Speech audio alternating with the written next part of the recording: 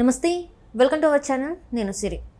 పెద్దిరెడ్డి రామచంద్రారెడ్డి కూడా పార్టీ మారాలనే ఆలోచనలో పడ్డారా? దీంతో జగన్మోహన్ రెడ్డి గారికి మెసేజ్ చేశారా? సో ఈ అంశాన్ని మనకి వివరించడానికి మనతో పాటు ఉన్నారు ప్రముఖ సీనియర్ జర్నలిస్ట్ జగదేవ్ గారు.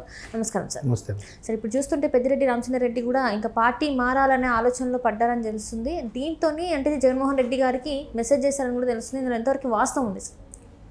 జగన్మోహన్ రెడ్డి గారికి మెసేజ్ చేశారో లేదో విషయం తెలియదు, కానీ అతను కూడా అంతర్మథనంలో పడ్డాడేమో అనే సందేహాలు అయితే కలుగుతున్నాయి. ఎందుకంటే ఒకవైపు ఆయన ఓటమి పరాభవం ఒకటి అంటాడు, అంటే అఫ్కోర్స్ ఆయన గెలిచిండొచ్చు, వాళ్ళ అబ్బాయి గెలిచిండొచ్చు, కానీ పార్టీ పరిస్థితి చూస్తే ఘోర పరాభవం. తర్వాత ముఖ్యమంత్రి జగన్మోహన్ రెడ్డి గారు కూడా గతంలో సరిగ్గా పట్టించుకోలేదు, ఇప్పుడు మరలా పట్టించుకున్న ప్రయోజనం ఉంది, చేతులు కాలేక ఆకులు పట్టుకునే విధంగా ఉంది అనే విషయం అర్థమవుతున్నట్టుంది. ఎందుకంటే చాలామంది ఆయన యొక్క అనుచరులు కూడా, అయ్యా మీరు మనం ఇలాగా ఉంటే మనకు పరిస్థితి ఇబ్బందిగా ఉంది, ఇప్పటికే మీ మీద లేనిపోని కేసులు కూడా పెడుతున్నారు, ఈవెన్ మన దగ్గర చుట్టుపక్కల ఉండే నాయకులు, కార్యకర్తలు, ఎంపీటీసీ, సర్పంచ్ స్థాయి వ్యక్తులు కూడా మెల్లమెల్లగా జారుకుంటున్నారు. ఒకవేళ వాళ్ళు జారుకోవడంతో పాటు నిజంగా వాళ్ళ పార్టీలో ఉన్నారా లేరా అనే సందేహం కూడా వస్తుందయ్యా.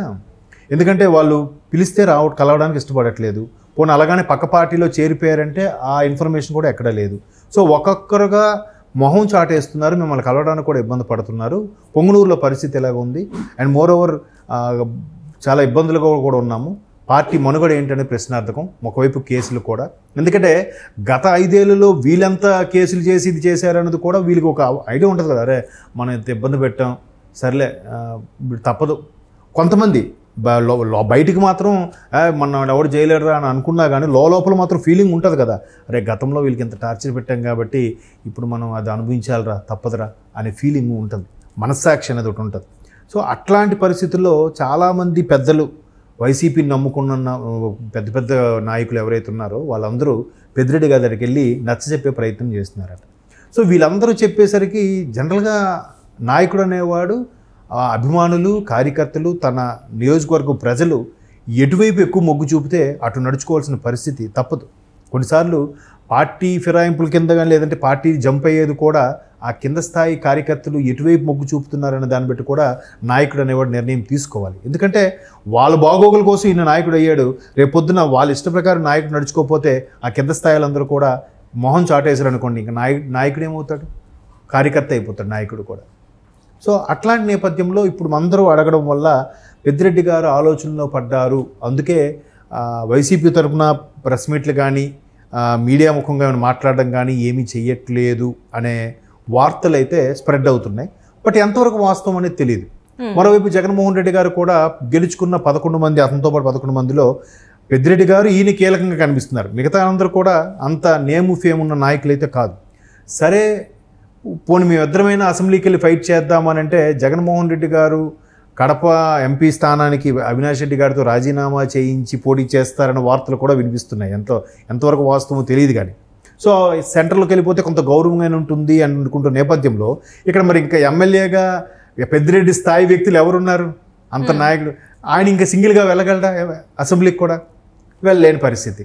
సో ఇవన్నిటిని బేరీజ్ వేసుకుంటే మనం ఏం చేద్దాం, పార్టీలో కొనసాగితే స్తబ్దుగా సైలెంట్గా ఉండిపోవాలి, లేదా పార్టీ వీడుదామా? పార్టీ వీడితే ఏ పార్టీలోకి వెళ్ళాలి?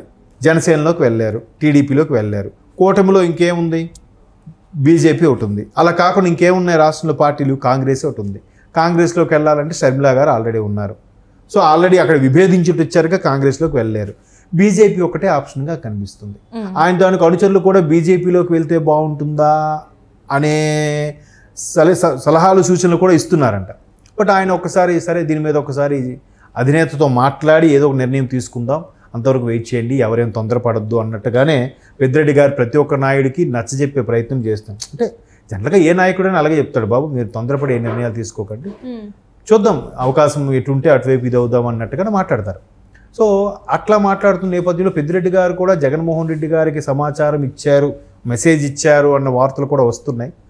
బట్ అలాంటివి మెసేజ్ ఇవ్వకపోయినా ఫేస్ టు ఫేస్ కలిసి చెప్తారని నేను అనుకుంటున్నాను. బట్ కలిసినప్పుడు మాట్లాడతారేమో కానీ ప్రస్తుతానికైతే మెసేజ్ ఇచ్చారో లేదనే విషయం నాకు తెలియదు.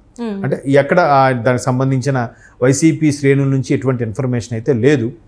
బట్ పెద్దిరెడ్డి గారి నియోజకవర్గంలో ఉండే వ్యక్తులు కానీ పెద్దిరెడ్డి సంబంధించిన కార్యకర్తలు కానీ అయ్యా మనం కేసుల గురించి కానీ ఫర్దర్గా మన నియోజకవర్గ బాగోగుల గురించి కానీ అభివృద్ధి గురించి కానీ మాట్లాడాలంటే మనం అయితే ఎటు కాకుండా సైలెంట్గా నుండిపోవాలి, లేదా వేరే బీజేపీ లాంటి పార్టీని తీర్థం పుచ్చుకొని అటైనా షిఫ్ట్ అవ్వాలి అనే సూచనలు చేస్తున్నారంట.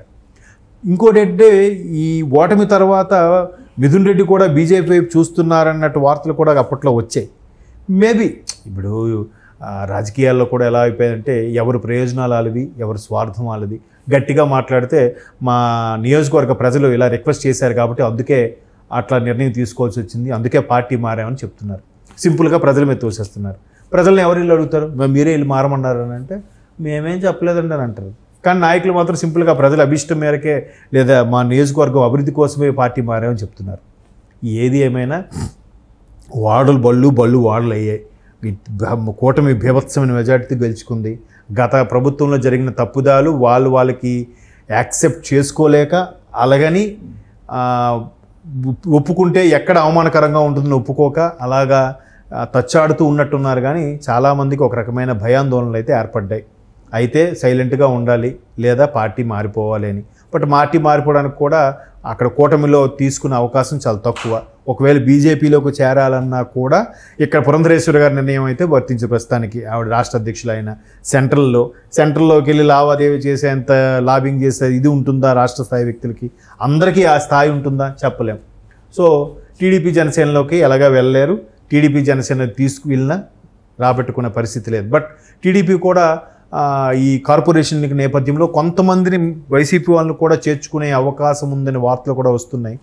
అలాగానైతే కొంతమంది వ్యక్తులకి అంటే వైసీపీలో గత ప్రభుత్వంలో 151 మంది ఎమ్మెల్యేల్లో ఆ 11 మంది తీసేస్తే 140లో వాళ్ళు మిగతా వాళ్ళు ఎవరైనా చేరడానికి అవకాశం ఉంటుంది. కానీ ఈ టీడీపీ మీద ఎస్పెషల్లీ బాబు గారి మీద పవన్ కళ్యాణ్ మీద ఎవరైతే నోరు పారేసుకున్నారో, ఎవరైతే ఎక్స్ట్రీమ్ లెవెల్కి వెళ్ళి విమర్శించారో అటువంటి వాళ్ళు మాత్రం పార్టీ మారే అవకాశం లేదు.